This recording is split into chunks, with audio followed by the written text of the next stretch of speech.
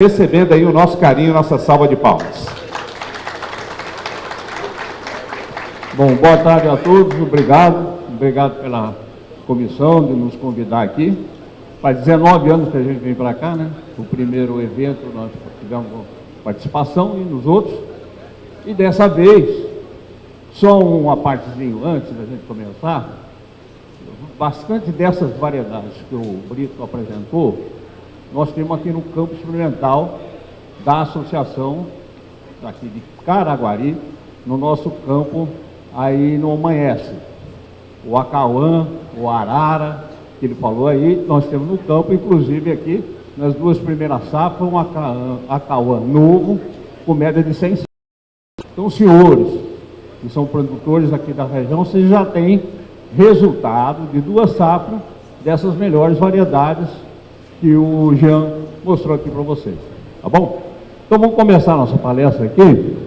É o seguinte, mitos, né? Tradução de mitos é mentiras, né? Ou pseudo-verdades. E fatos, que são verídicos. Então nós vamos tentar falar de algumas informações que são geradas no meio nosso, né? De produtor de café, que às vezes causam prejuízo para os produtores, porque é aquele negócio de informação tecnológica sem base na pesquisa, né? Então você fala, eu fiz isso, foi muito bem, eu não preciso parcelar o meu adubo, que é bobagem e tal. Então nós vamos pegar mais ou menos, selecionei aqui 8 itens que ocorrem na cafeicultura, principalmente do Cerrado. Nas outras regiões também, mas principalmente ocorre esse problema aqui. Então, há mitos e fatos. A gente pôs assim: mitos são afirmações criadas ou por vezes utilizadas sem base científica, né? Técnica ou prática na cultura do café, por desconhecimento, tem bastante por desconhecimento. E tem outras que são visionárias, né? Só para vocês terem uma ideia do que é visionário, nos anos que a maioria não tinha nascido ainda aí, em 1975 apareceu um cara, eu trabalhava na zona da mata, vendendo criolina para matar broca, que é o nosso problema hoje. Então, isso é um visionário enganando um monte de produtor, né? E hoje também tem, entre aspas assim, algumas situações desse tipo, que a gente vai tentar mostrar aqui. No caso de fatos, o que são fatos? Verdades tecnológicas baseadas, né, em pesquisa, experimentação e práticas utilizadas na cultura do café. Então tudo que nós vamos falar aqui, de fatos, são baseados aí na nossa experiência, na experiência dos nossos colegas, de mais de 30, 40 anos na cafeicultura. Ok? Então vamos começar aqui para a primeira. Os mitos que nós vamos ver aqui é o seguinte: primeiro, pH do solo. Tem uma afirmação, inclusive foi feita a afirmação até em presença de 400, 500 pessoas em eventos, dizendo que o pH não é importante para a nutrição do café. Você faz análise, pH não vale nada. Então tem muita gente que fala isso, e isso é um mito, né?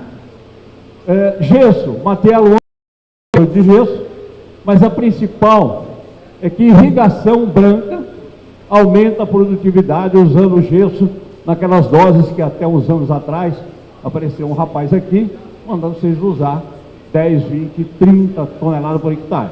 Então, isso é um mito, ou seja, uma mentira. Fósforo. Café precisa de muitas doses, altas doses de P2O5. Também é um mito, né? Vou mostrar para vocês uma série de trabalhos que a faixa aí de 100 quilos de P2O5 por hectare é uma adubação razoável e não mais que isso, a não ser em um ou outro caso específico. Mas não vocês saírem jogando aí 2 toneladas de super simples ou 1 tonelada de MAP, como apareceu algumas recomendações dos produtores, né? Os produtores, fulano veio aqui e mandou jogar 2 toneladas de super simples.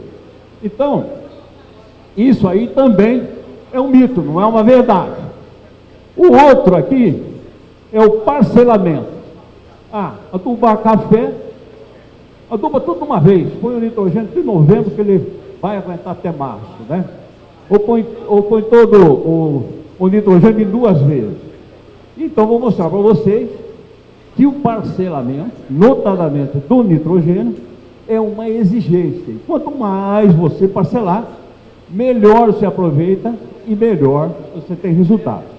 Exceto quando você trabalha com um adubo chamado adubo de lenta liberação ou de liberação programada. Aí, nesse caso, dá para trabalhar com um parcelamento.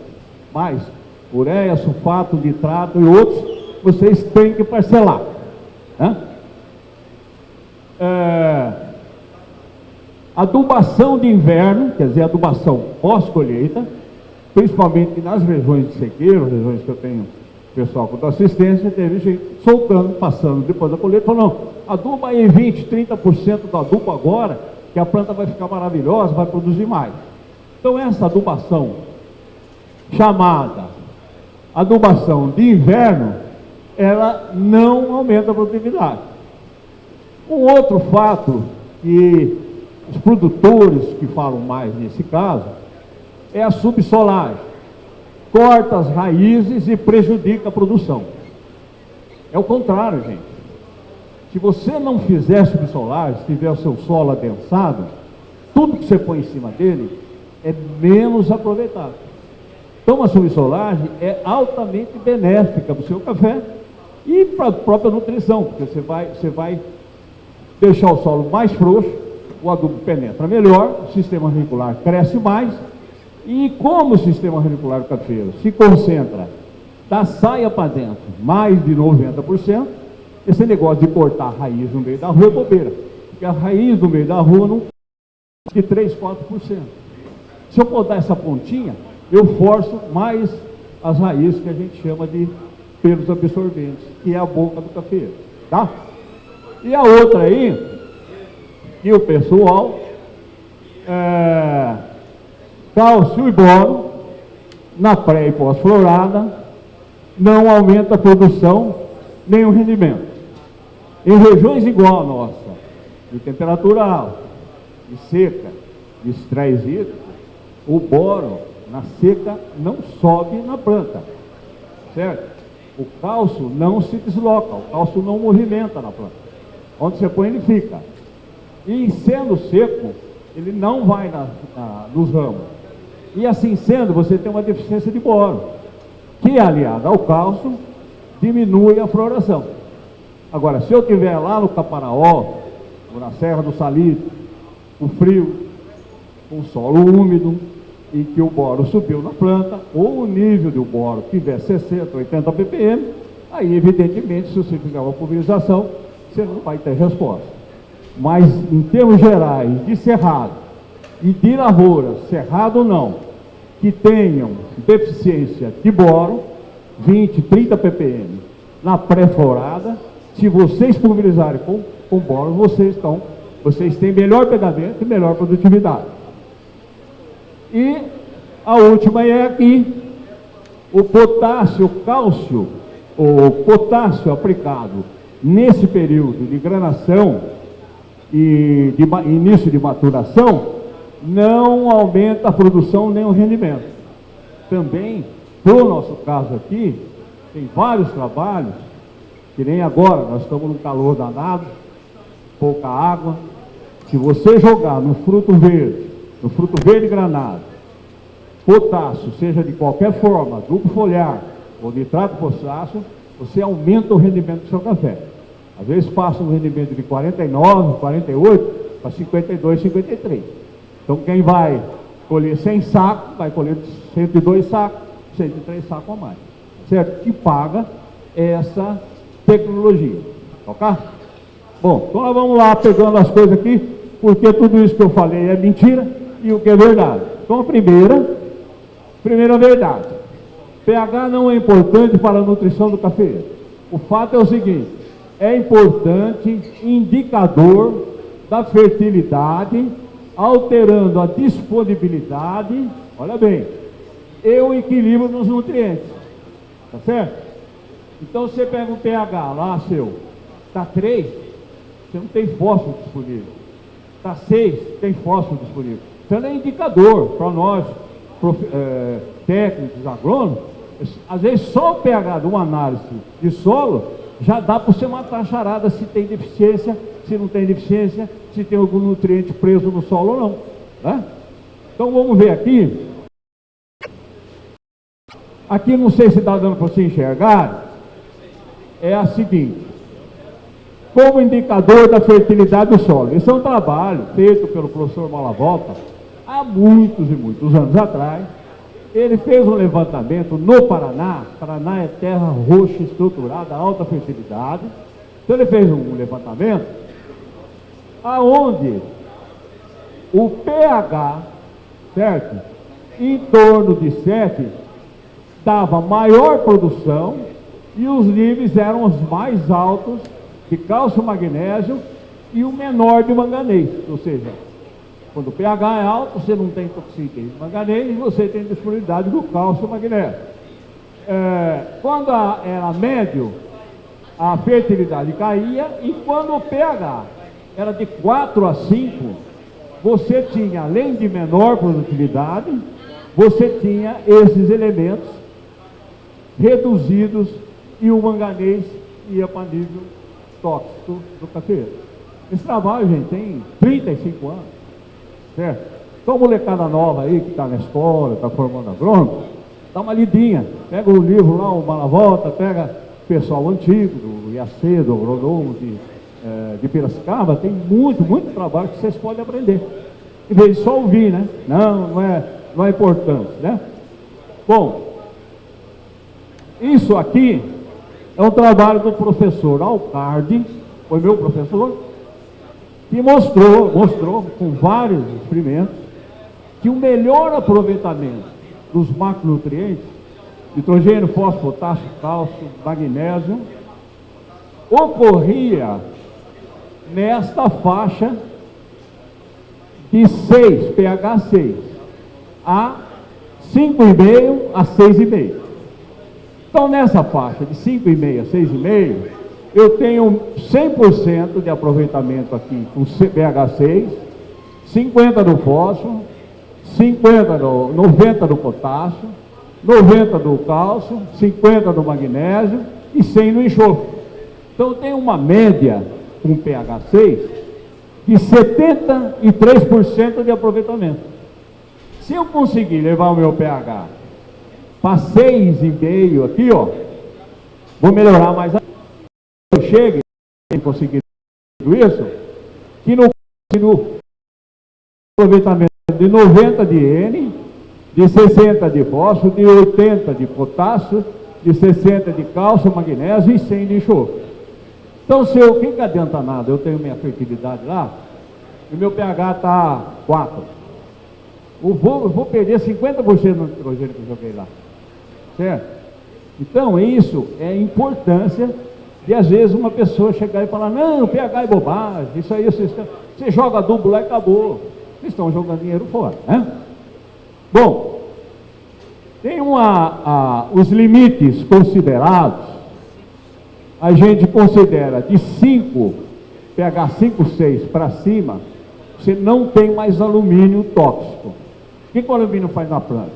Não deixa crescer raízes, não cresce raízes, não tem nutrição adequada, não tem vegetação boa, não tem produtividade. Se os pH estiver nesse nível, já está bom. Num pH abaixo de 5,6, nós vamos ter menos micro-organismos, menor decomposição da matéria orgânica que vocês colocar lá, então não libera nutrientes da matéria orgânica, vamos ter mais fungo, às vezes até fusário, e vamos ter menor quantidade de bactéria que pode ajudar numa nitrificação. Além disso, ocorre a troca do cálcio, do magnésio e do potássio pelo hidrogênio, que é ácido, enxofre, boro, cobre, zinco e manganês. Então não adianta nada o zinco, o boro, o cobre está bem liberado se os outros não existem, né? Bom, ocorre fixação do fósforo. Ele junta com o ferro, com o alumínio e com o manganês. E não vai para a planta, né? O que mais acontece lá? Pode, nesse solo nosso, os latossóis, quando você tem esse efeito de pH, a argila do solo, ela vai foculando. Não sei se vocês conhecem soda cáustica. Se você botar soda cáustica no terreno, a argila some e fica uma areinha em cima. Então isso acontece no solo, ele endurece e as raízes não desenvolvem. Acima de 6,5, 7, 7,5, também não é bom, porque vai ter menor disponibilidade do boro, ele vai ficar complexado, menor do zinco e manganês, vai virar óxido e hidróxido, né, que absorve mesmo, menor do ferro e manganês, que vai virar composto de pouca solubilidade, e o fósforo junta com o cálcio e vira rocha, né? Entendeu? Então, a importância que eu estou falando para vocês de um item numa análise de solo. Então, só você tendo isso que eu falei, vocês tendo um resultado só de pH, dá para fazer muita coisa. Dá para chegar na lavoura e falar, não, a sua lavoura não tem fósforo aí não, o pH está 7,5. Ou a sua lavoura não tem fósforo também porque o pH está 3. Né? Só um exemplo para você. Bom, tocando aqui, isso aqui é uma figura clássica, né, de qualquer livro de fertilidade, foi feita há muitos anos atrás, que mostra que o pH, a partir de 5,6, o potássio, o cálcio e o magnésio absorve no máximo, né? O nitrogênio e enxofre está dentro da faixa preta aqui, também absorve o máximo. O alumínio abaixa tudo, desceu tudo, olha. O manganês, ele tem uma descida. O boro, sobe. O boro, o ferro e o zinco, eles ficam numa faixa adequada. Então, esse gráfico aqui, essa AC aqui, foi uma ideia nossa, um livro que eu fiz junto com o Batiella, muitos anos atrás, seria a faixa adequada para o cafeeiro. Então, a faixa adequada para o cafeeiro está entre 5,6 e 6,5. Ninguém vai falar, 6 é bom, 6,5 não é. É uma faixa, ninguém trabalha com número absoluto, né? Bom, só para mostrar como é importante o pH e como é importante a calagem que vai levantar esse pH. Isso aqui são trabalhos feitos para a veiarada do IBC, eu, o Durval também está aí, já participou, mais uns outros velhos que estão aí, tem o meu amigo de Goiás aqui com apenas 90 anos, né? Certo? Dando assistência técnica ainda. Tomara que vocês cheguem tudo na idade dele, desse jeito. Então essas regiões aqui, ó, Bandeirantes, Patrocínio, Capelinha, Conquista, Varginha e Caratinga, tinha um ensaio nacional de calagem. Ninguém fazia calagem naquela época. Ninguém sabia o que era calagem. Porque até então toda a cafeicultura era feita no estado de São Paulo com terras férteis, que você não precisava fazer calcário. Quando nós começamos a trabalhar na Zona da Mata, em 1971, nós fomos montar trabalho, o que nós faz? E cálcio magnésio? Não sabia. E o pessoal daquela época, do agrônomo, falou assim, põe 1 quilo de calcário na copa, sem base. Aí falou, não, vamos fazer um negócio de pesquisa. Aí saiu a pesquisa para o Brasil afora. Então vocês veem aqui, esses amarelinhos que está aqui, aquele tempo plantava 4x2, por isso que as produções são baixas, né? NPK, jogou nitrogênio, fósforo, potássio, e não jogou calcário. pH ficou na faixa de 4,2, 4,7, na média dessas regiões todas. E quando se pôs o calcário, que ele pulou para 5,9 a 6,8, praticamente 100% de aumento de produtividade. Então pode chegar até 200 de aumento. Tá? Isso como a prática da calagem. Hoje, o pessoal fala assim, Muitos, né? Já vi muitos colegas falar assim, não, eu estou fazendo o cálculo da calagem, V50 é suficiente. Outros falam, não, vou fazer com 80. A maioria já fala em fazer com 60. Eu faço com 60. Por que eu faço com 60? Porque o meu amigo Garcia, de lá de Varginha, fez esse trabalho que está aí nas costas, que eu vou mostrar para vocês, em cima de solo de cerrado. Varginha também tem cerrado, onde vocês vão ver o que aqui. Ó, aqui é zero, a testemunha, sem calcário. Aqui ele tentou jogar V%, fazer o cálculo para 20%, para 30%, 50%, 60%, 80% e 100%. Então ele calculou calcário no mesmo solo, de 20% a 100%. Né?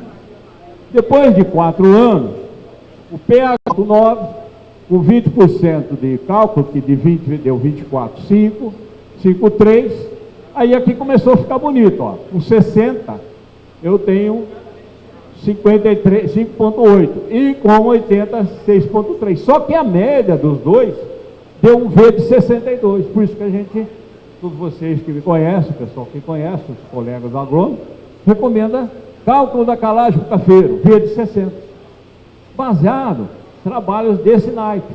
Depois isso aqui, a palestra vai ficar aí para vocês vão ver que melhora tudo, ó, o alumínio sumiu aqui, né? E por que não faz com 100%? Porque começa a baixar a produção, que aí não vai liberar nem zinco, nem boro, nem cobre do chão, né? Então essa coluna aqui, os dois amarelos, é insuficiente, esses dois estão dentro de um padrão bom, e esse é exagerado. Então, a média dos dois bons aqui, 26, 27 sacos, seria um V% de 62. Tá certo? Gente, se tiver alguma dúvida, levanta o braço, senão vamos conversando, tá?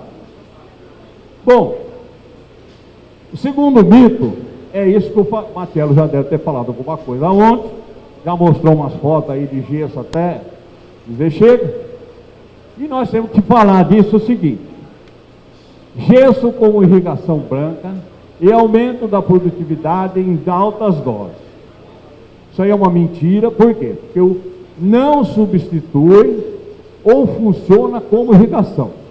Você pode botar 100 toneladas de gesso que não vai substituir o teu gotejo, nem o teu pivô, nem o teu canhão, nem a tripa, nem a malha, nada. Isso foi feito sul de Minas. Agora imagine você fazer aqui, o que vai acontecer? E não adianta falar, põe 500 quilos, mal não faz. Bobagem fazer isso. Só põe numa condição que nós vamos mostrar aí para frente. Todo mundo, às vezes, tem até colega meu que fala assim, pode ter 1 tonelada, não vai fazer nada. Não faz naquele ano, depois você põe mais uma, aí você começa a perder, né? Bom, aí, as doses altas não aumentam a produtividade. Uso restrito, quando que nós vamos usar gesso no café? Uso restrito em solo com alumínio tóxico, que é o M, ou é a saturação acima de 30%, na profundidade de 30, 40, 50 centímetros. Na superficial não tem necessidade de fazer isso. Tem o perigo de arrastar potássio e magnésio. E tem gente que erra, está jogando 3, 4 toneladas, jogando um negócio que custa 50, 60 reais a tonelada, mais a mão de obra e tal, 100, contra um potássio que custa 1.600 toneladas. Então eu compro um negócio de 1.600, jogo na minha lavoura, ponho um negócio de 100 e jogo o meu potássio lá embaixo onde a planta não vai comer. Entre aspas, né? É uma ignorância muito grande, né? Fazer isso. Bom, superfosfato simples, quando vocês usarem, ou qualquer outra fonte de enxofre, notadamente os sulfato de amônio, por exemplo, eles também substituem o gesso, ou é até melhor, para fonte de enxofre. Você trabalhar uma adubação nitrogenada, trabalhando aí com 20, 25% de todo o nitrogênio, se trabalhar com sulfato de amônio, já supre o seu cafeeiro de enxofre. Aí muita gente fala assim, não, mas o ponto da ureia é mais barato, só que ele esquece que tem um enxofre no sulfato de amônio, né? E ele precisa pôr enxofre. E o enxofre ajuda a puxar o cálcio e o próprio magnésio um pouquinho para baixo. Então é só benéfico. Então a fonte é muito importante do que vocês vão fazer, certo? Bom, esse aqui é o trabalho de Varginha, gesso como irrigação branca. Então, para ver se substituir, esse vermelhinho aqui é o gesso, 5 toneladas. Aqui foi colocada matéria orgânica. Aqui é um plástico, foi colocado plástico preto para não deixar a umidade do solo subir, né? Foi colocado terra fofa em cima que fazia muito isso no pessoal fazia no Paraná, e foi colocado a irrigação. Primeira safra, irrigação 54 sacos. Todas as outras situações não substituíram a irrigação. E muita gente no sul de Minas saiu doido com esse negócio, gastando dinheiro, 20 toneladas, 15 toneladas, 10 toneladas. Um absurdo, gente. E, infelizmente, nós, produtores, não vamos me botar no meio, às vezes fica animado, fala, pô, pareceu um negócio bom, barato. E nem sempre o barato é o bom, né? Então isso aqui, ó, eu acho que o que o Matiello falou ontem, e com isso aqui, acho que eu sei, você é molecada nova aí, que está começando a fazer recomendações, produtores novos e tal, esquece esse negócio aí. Só vai usar, né? Só vai usar se tiver alumínio em profundidade. Esse é um outro trabalho, sem 6 safras, foi feito 0 de gesso, 1 tonelada, 2 toneladas, 3 toneladas, 4 toneladas, 5 toneladas, 6 toneladas. Não funcionou, não deu aumento de produção nenhuma. E tem pelo contrário, até arrastou um pouco o potássio para baixo. E olha bem, tem gente que gosta de pôr 1 tonelada, vamos botar 1 tonelada de gesso? É bom o quê, pô? Não dá nada, não dá produção nenhuma, por que eu vou pôr? Né? E tem mais 14 trabalhos desse que nós fizemos desde a época do IBC e da época do Mapa Pro Café que mostram esses resultados. Bom, aqui é quando tem o alumínio tóxico. Então esse trabalho foi feito no sul de Minas. O alumínio tóxico a saturação de alumínio chega a quase 50% de profundidade. Então esse trabalho é muito bom. Mostrou que se eu associar os dois, 2,6 de gesso e 1,5 de calcário, eu tenho um aumento de produtividade. Por quê? Porque corrigiu o alumínio em profundidade. Tem o trabalho do professor Guimarães, lá em Costa, a Malavota também estava no meio desse. Esse, em pesquisa, é o único trabalho que tem resposta positiva e é o único trabalho que está em cima de solo de alumínio tóxico. Certo? Bom, esse aqui é um trabalho do Dr. Pedroso e do Dr. Witt. Dr. Witt, quem não conhece, lá de Piracicaba, talvez seja o maior consultor de laranja do Brasil. E na época ele fez trabalho com o professor Malavota, arrumando uma fonte de enxofre por cafeeiro. Então o que ele fez aqui? Ele pôs o gesso, 30 e 60 quilos por hectare de enxofre através do gesso, 30 e 60 através do Camag, que é um adubo completo, né, de potássio, magnésio e enxofre, e 30 e 60 através do sulfato de amônio. Então vocês vão ver que aqui a maior produção foi obtida com 36 sacos contra 29 da testemunha e com a dose menor de enxofre de todas as outras fontes. Então o que é 30 aqui? 150 quilos de sulfato de amônio, mata a charada de enxofre para vocês. Né? Bom, vamos tocando aí. Vamos para outro aqui. Recomendação para o uso de gesso. Fazer a amostra, quando vocês estão desconfiados, dependendo do tipo de solo, 20, 40 centímetros, tá certo? E às vezes até 40, 60. Para ver se tem o quê? Se tem alumínio lá embaixo. Se tiver, aplica o gesso na base de 25% do calcário que vocês iriam usar, tá? Tem outras fórmulas aí, através do teor de argila, também é válido, mas isso aqui eu pego mais pela minha escola lá de Piracicaba. E sem alumínio tóxico, não use. Não tem necessidade de usar, porque é tudo que eu mostrei até agora para vocês. E é melhor usar asfalto de amonte super simples como fonte de enxofre do que o próprio gesso. Por quê? Porque eu vou botar gesso, mesmo que eu ponha 1 tonelada, eu vou gastar meia hora de trator, que custa 40 pau hoje, vou gastar mais uns 100 conto do gesso. Para quê? Eu ponho isso, aumento um pouquinho o meu nitrogênio via sulfato de amônio, o efeito é melhor. Bom, mito, café precisa de altas doses de fósforo. Matiello, aqui na palestra dele, não sei se estava todo mundo aí, mostrou que não tem muita necessidade. Eu vou mostrar para vocês o seguinte: todos os trabalhos do Instituto Agronômico de Piracicaba, de Lavras, de Viçosa, de nós do IBC, do Ministério da Agricultura depois, mostram que não há respostas positivas com mais de 200 quilos de fósforo por hectare. Então a recomendação que estava corrente aí, que aumentava a produção, chegava a 800, a 1.000 quilos de P2O5. Ô, gente, quase 5 toneladas aí jogando no terreno, não pode, né? Então, olha, dose de 50 a 100, normalmente, já são bastante suficientes para produções dessa faixa. A fosfatagem de 100 a 300 quilos não, são utilizadas para solos com pH muito baixo. Então eu aumento um pouquinho, se eu pH menos de 5 ml ou 6 de resina, aí eu aumento um pouco. O mais importante, põe isso na cabeça de vocês, é a fonte, gente.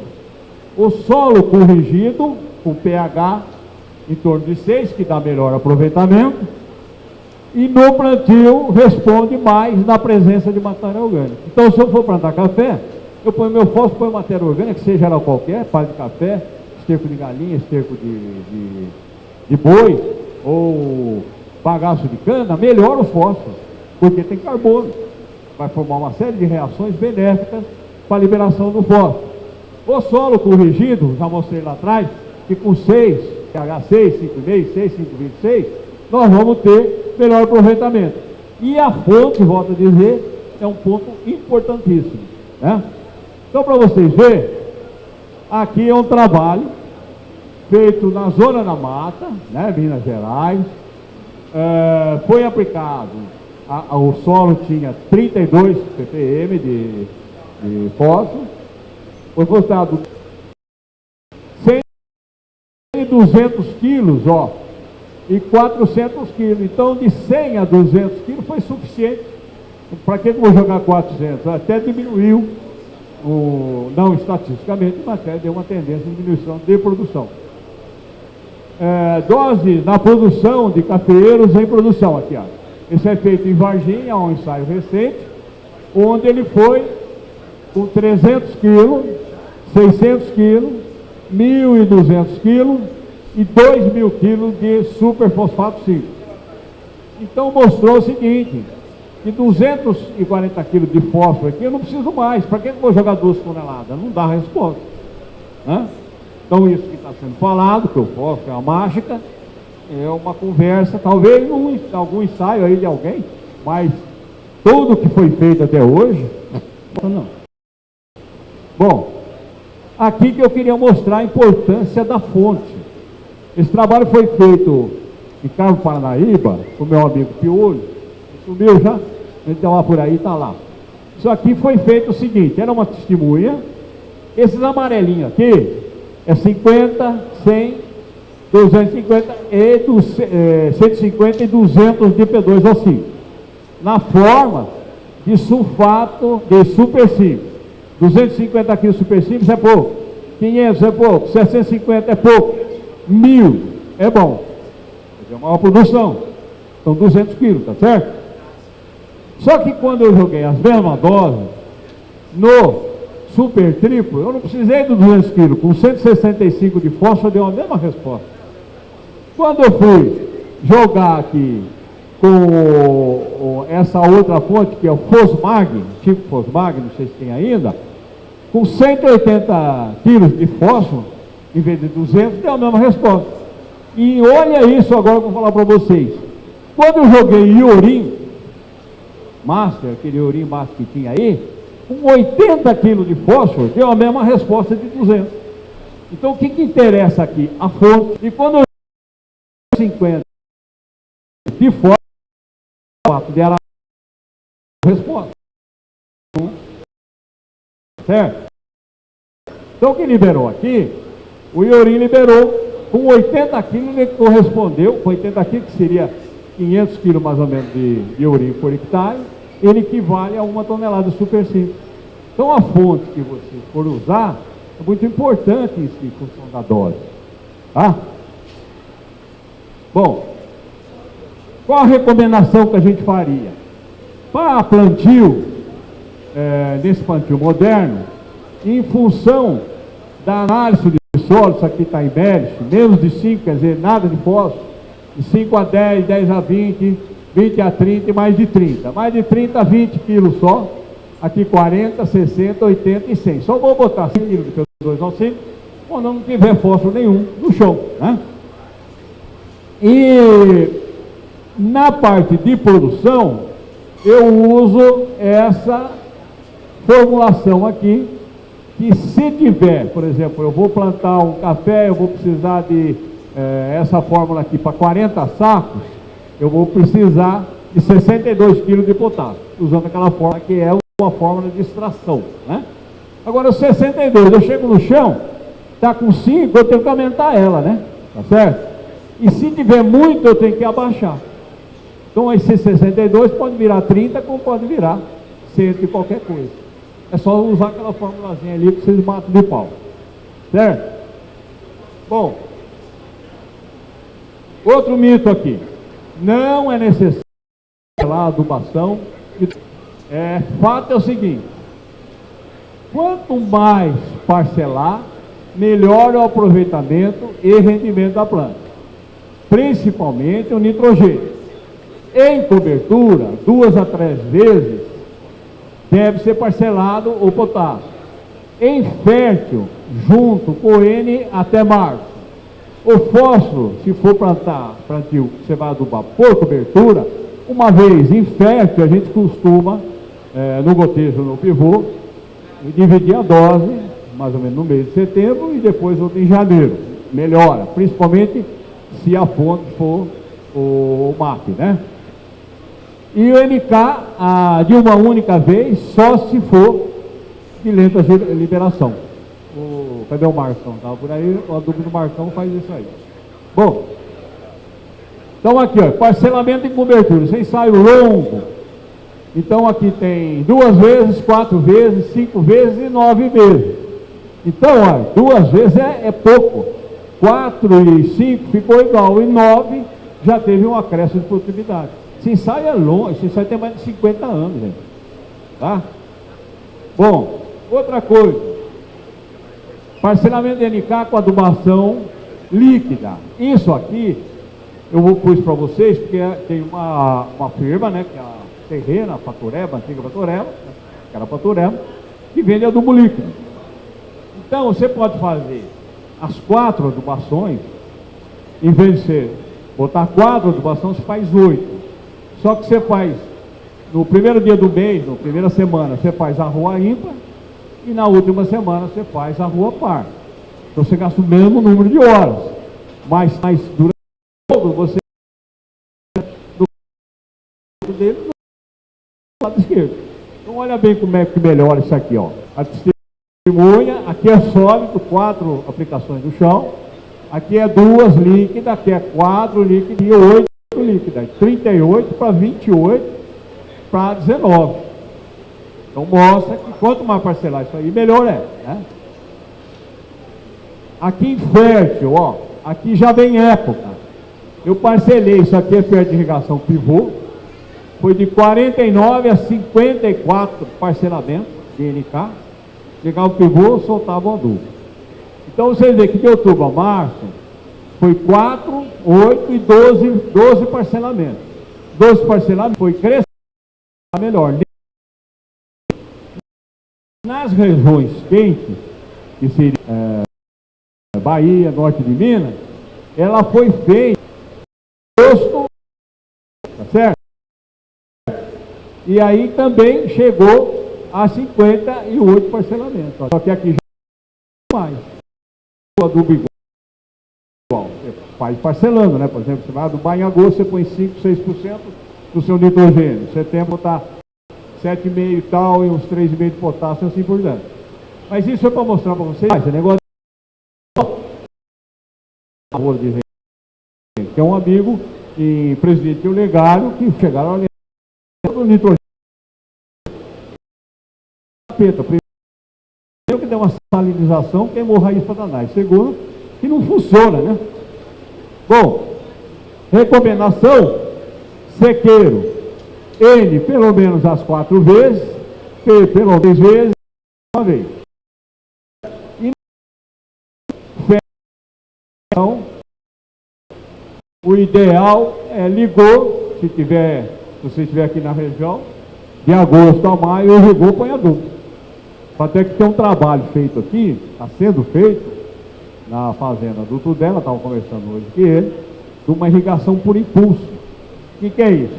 É um sistema que você põe o adubo nas caixas, à medida que o solo seca, você vai irrigar, o adubo já vai junto.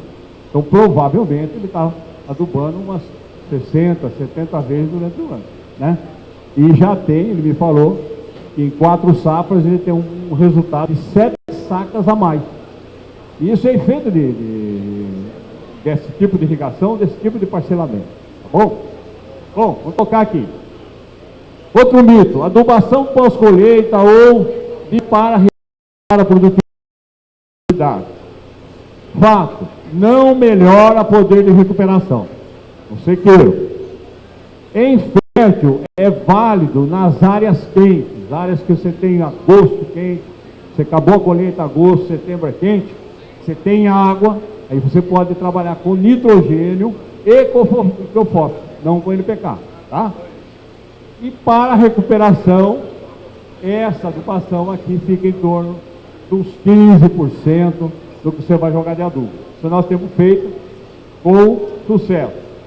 Bom, adubação NPK 25-20 pós-colheita ou de inverno, esse é um trabalho com material feio lá, ó. Então aí, testemunha, 28, 100% no período chuvoso, 48, 100% no período seco, perdeu 10 sacas, 50% no período seco, 50% no chuvoso, 41, perdeu, 75 na chuva, 25 na seca, perdeu, e 25 na chuva e 75 na seca. Então, toda vez que eu mexi na minha adubação e saí dela, daquele período de vegetatividade, de vegetação do cafeeiro, que nas regiões, esse aqui é o ensaio lá da região da mata, de sul de Minas, nós perdemos produtividade. Então, tinha recomendação de vendedor, hein? Vendedor de adubo. Não, joga o adubo agora, acabou o coletamento do adubo aí. Põe um 25-20 aí direto, que vai recuperar rápido. Não recupera. Certo? Bom, outro mito aqui é a prática da subsolagem ou escarificação, que corta as raízes e impede a boa nutrição. Isso, gente, tem um trabalho aqui, feito tem um trabalho de 1970 e qualquer coisa, outro de 80, e um que foi feito em Mato Grosso, em Sinopse, em Robusta, e nós fizemos aqui, em Araguari, em café arábica, e eu vou mostrar o que você consegue subsolando o café. Bom, primeiro, a subsolagem ou a escarificação rompe camada densada. Se rompeu camada densada, e tem mais raiz, então a planta é melhor, né? Bom, melhora o sistema radicular fino, quer dizer, vai ter mais raizinha pequenininha lá, como beber a água e comer os nutrientes. Tem melhor aproveitamento do nutriente e há uma poda de raiz longas, Quer dizer, aquelas raízes de 2 metros, tal, que está lá pro meio da rua, você pode cortar aquilo lá, que aquilo lá não vai beneficiar o seu café em coisa nenhuma. Certo? Bom, o que nós conseguimos aqui? Só para vocês terem uma ideia, isso aqui é um gráfico de um sistema radicular fino, raízes finas, raízes que absorvem principalmente os nutrientes. Então, a 30 centímetros, ó, aqui, de 0 a 30 aqui, eu tenho praticamente 37, eu tenho 60% das raízes, está nessa bolinha aqui. Eu afundei para 50, ó, aqui cai para 1,6, tá certo? A 60. Se eu caminhar para cá, eu saio de 17 de raiz fina, tá certo? Aqui, 36. Então, na realidade, ele é, tá? O pé de café embaixo é uma raiz, várias raízes e uma taça de raiz fina concentrada. Aqui é o tronco, concentrada perto do tronco. Então aqui 30 centímetros, ó, é tudo que nós temos. Se você pegar de 40 a 50, praticamente eu não tenho raiz absorvente. Então é essa área que nós temos que trabalhar. E nessa área que nós temos para melhorar. Então, para vocês, um trabalho muito de uma quebrando duas hastes de um lado, duas hastes do outro, é testemunho. Então saiu no melhor tratamento aqui, saiu de 28, né? 28 para 30 sacos, né? O mais assentado ainda é o daqui, que o Reginaldo fez aqui na região. Aqui foi testemunha, duas hastes, né? De um lado, do outro lado, 3 hastes e 4 hastes. Então, com duas hastes, eu saí de 40 e qualquer coisa para 60 sacos de café. Com a mesma adubação, com tudo igual.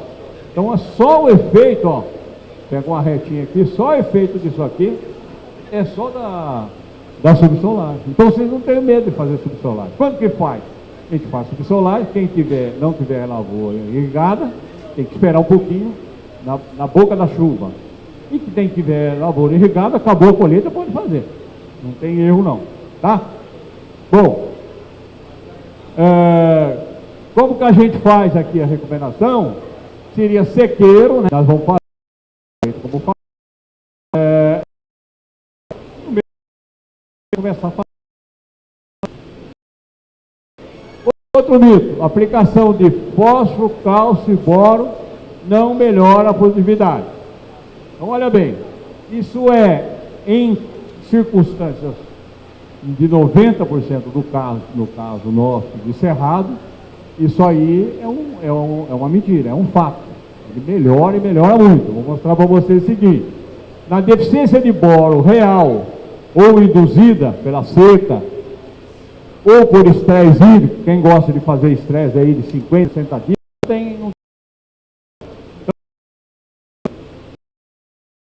faz com que, quando você pulveriza, as respostas são positivas, notadamente para a carga alta, a associação do boro e cálcio, que o cálcio melhora o boro. O cálcio ajuda nas paredes, né? E o boro faz parte, todo mundo vocês que importante. Bom, com teores elevados de boro disponível na folha e a nova florada tem que ser no segundo par de folha. Se no segundo par você tiver, você pode contar que para baixo não está passando de 40, que é o liminar. Então tinha que ter uns 40 no primeiro par, no segundo par, saber que tem 70, 80.